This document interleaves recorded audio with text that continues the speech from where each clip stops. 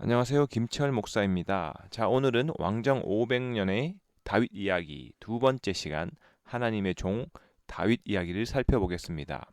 우리 예수님이 3년 동안 수많은 농부와 어부, 주부 또 상인들을 다 만나시면서 그분들에게 하나님 나라 안에서 가정과 개인의 삶이 얼마나 복되고 행복한지 비유를 통해서 귀에 쏙쏙 들어가게 가르치셨습니다. 그러면서 수많은 환자를 고치시고 배고픈 자를 먹이시면서 3년 만에 너무나 많은 사람들이 우리 예수님을 가까이 하게 되었습니다. 그런 예수님께서 마지막 유월절을 앞두고 예루살렘 성에 입성하시는데 어린 아이들까지 포함해서 너무나 많은 사람들이 그 예수님을 환호하는 여러와 같은 환호성이 바로 무엇이었냐면 호산나 다윗의 자손이여입니다. 그만큼 다윗은 천년 동안 그 민족에게 칭찬받고 높일 수 있는 월등한 사람이었는데요. 다윗 이 사람은 도대체 어떤 사람이길래 다윗의 얼굴을 보지 못한 후대의 사람들까지 호산나 다윗의 자손이라고 하나님 앞에서 찬양과 영광을 외치는 상징적인 사람이 되었을까요? 핵심은 하나님의 종이라는 말이 그에게 붙는다는 것입니다. 인간의 가장 아름다움을 표현하려면 다윗, 어, 그는 하나님의 종이었다는 것인데 정말 하나님이 그는 내 종이라고 일컬어 주셨던 그 놀라운 다윗 이야기를 지금 시작해 보도록 하겠습니다. 첫 번째 이야기는 우술초로 정결케 해달라는 우술초 정결 이야기입니다. 다윗이 편지로 아주 충성스러운 신하 우리아를 맹렬한 싸움에 앞서 세우고 나머지는 뒤로 빠지라고 명령했습니다. 그렇게 되면 바로 우리아가 적군에게 맞아 죽게 될 것이라는 겁니다. 이것은 정말 살인 중에서도 흔적도 없이 죽이는 정말 낮의 새와 밤의 쥐도 모르게 깔끔하게 처리되어서 누가 보아도 우리아는 적에게 죽은 가장 무서운 차도살인이 되겠습니다. 전쟁 중에 싸우다가 적에게 죽는 경우는 다반사이기 때문에 우리아 사건은 그렇게 묻히게 됩니다. 그런데 나단 선지자가 다윗에게 와서 어떤 부자가 어떤 행인을 대접하기 위해서 가난한 사람의 양새끼를 빼앗았다고 이야기해 줍니다. 그러자 이 이야기를 들은 다윗은 나단에게 아주 화를 내면서 그 부자를 죽여야 된다고 이야기하게 됩니다. 그러자 기다렸다는 듯이 나단이 다윗에게 당신이 그 사람이잖아 라고 탁 치고 이야기하게 됩니다.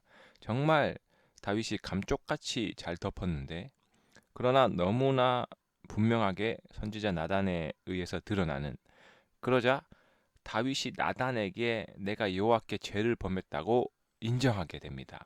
그래서 다윗이 하나님 앞에 너무 부끄럽다 살려달라고 하나님 앞에 엎드리는 인간 다윗의 멋진 모습 중에 하나의 장면이라고 우리가 볼 수 있겠습니다. 그러자 나단은 이 죄에 대해서 목숨을 살려주겠지만 어, 죄에 대한 하나님의 처벌로 다윗의 집에 칼이 끊이지 않을 것이다. 계속 칼이 이어질 것이라고 말했고 또한 그의 아내를 다른 사람에게 주게 될 것이고 또 지금 태어난 어, 아이 바세바와의 사이에서 지금 태어난 아들이 죽을 것이라고 이야기하게 됩니다. 이에 대해서 다윗은 시편 51편에서 1인칭 주어를 32회나 사용하면서 뼈아픈 하나님 앞에서의 용서와 회개의 고백을 하게 됩니다.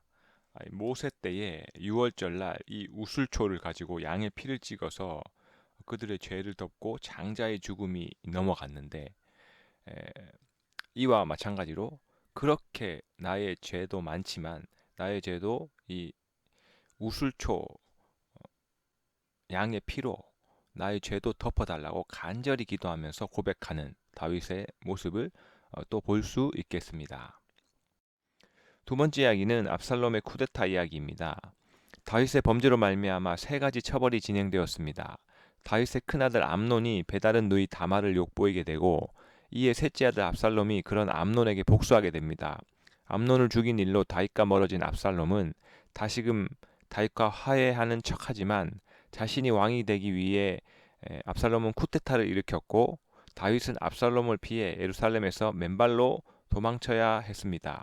압살롬은 제사장 나라의 권력의 의미를 이해하지 못했기에 자신이 왕이 되어 권력을 사유하려 하였던 것입니다. 그러나 치밀하게 준비된 압살롬 앞에서 다윗은 피신해야만 했는데 이때 사독과 아비아달 제사장이 언약궤를 메고 다윗을 따라 나오지만 다윗은 권력의 변동의 가능성을 인정하고 열어두며 언약궤를 다시 성전으로 보내게 됩니다. 다윗은 도피길에서 여러 부류의 사람들도 만나는데 무비보셋의 종 시바를 만나기도 했고 다윗과 사람들에게 음식을 대접했던 이 바르실레를 만나 도움을 받기도 했습니다. 그러나 베냐민 지파의 대표인 시므이에게 저주를 받기도 합니다. 그리고 후위를 도모하고자 정치 구단 후세를 압살롬 진영으로 거짓 투항시켜 압살롬의 책사 아이도벨을 상대하도록 합니다. 거짓 투항에서 다윗의 긴 손으로 있던 후세는 쿠데타의 일반 심리를 이용해 아이도벨의 계략을 무력화시킵니다. 쿠데타의 일반 심리란 비밀리에 준비하여 성공한 쿠데타는 성공 이후에 합류한 사람들에 대해 필요 이상으로 과한 대접을 하는 심리를 말하는데요. 즉 다윗은 쿠데타의 이 일반 심리를 이용하여 압살롬 진영의 내분을 일으키게 하고 결국 압살롬은 속전속결로 다윗을 체포하자는 아이도벨의 책략 대신에 후위를 도모하자는 이 후세의 책략, 이 책략을 선택하게 됩니다.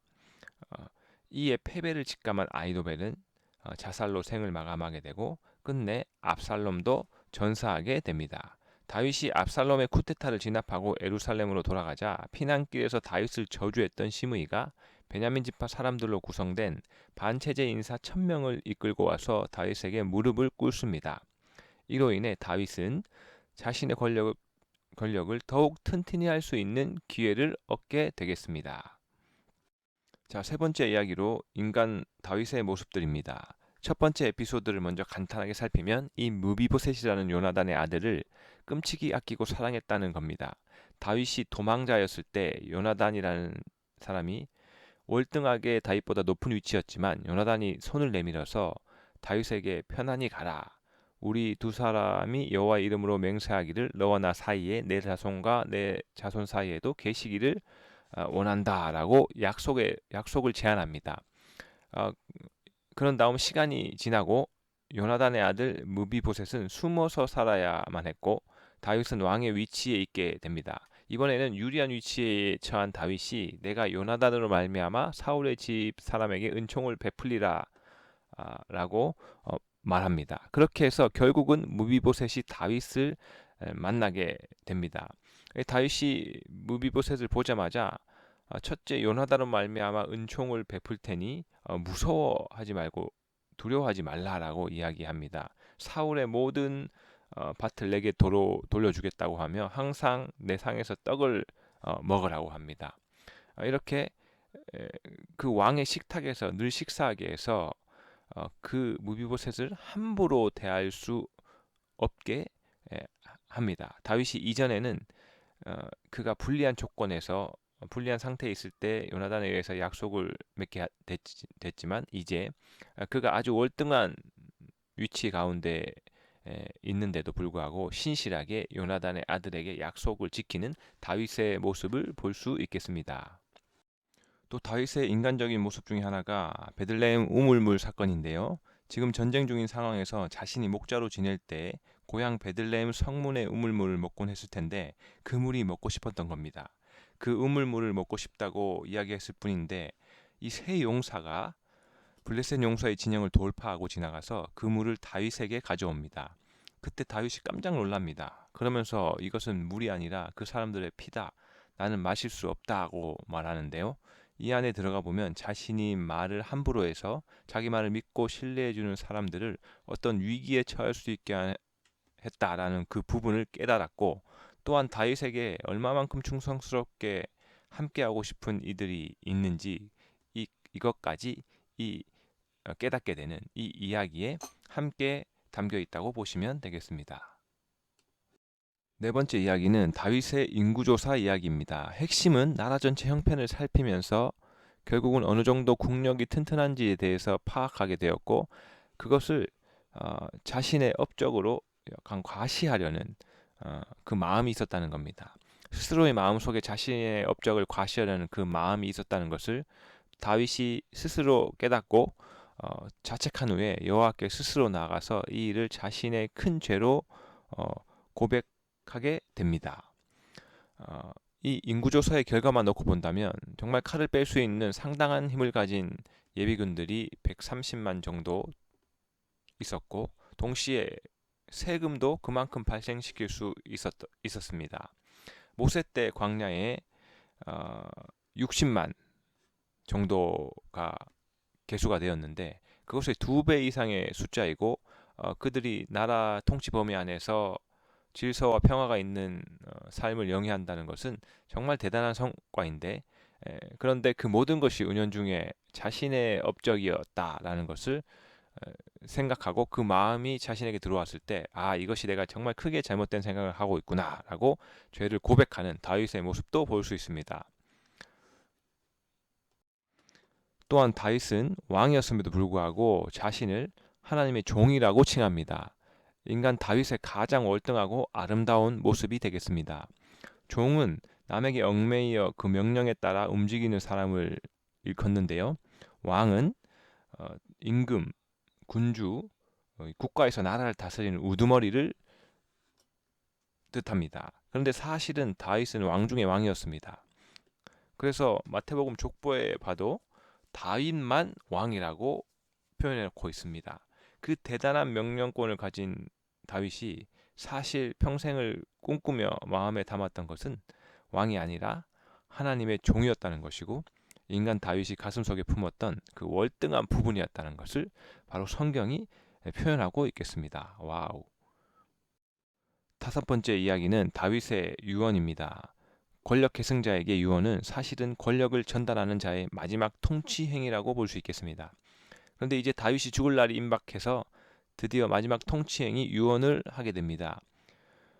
그의 아들 솔로몬에게 이제 내가 세상의 모든 사람이 가는 길로 가니까 너는 힘써 대장부가 되고 내 하나님 여호와의 명령을 지켜 그 길로 행하여 그 법률과 계명과 율례와 증거를 모세의 율법에 기록된 대로 지키라. 그리하면 내가 무엇을 하든지 어디로 가든지 형통할지라라고 말합니다.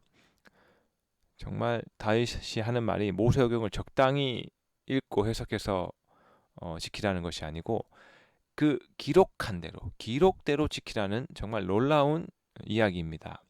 40년간 다윗이 왕의 자리에서 통치 행위를 했는데 적어도 130만 명 이상의 군사력이 있었습니다. 뿐만 아니라 모든 경제가 다윗에게 있었는데, 그렇다면 다윗이 가진 이 국가의 힘을 솔로몬에게 물려줄 때 정말로 더 커졌다라는 거죠.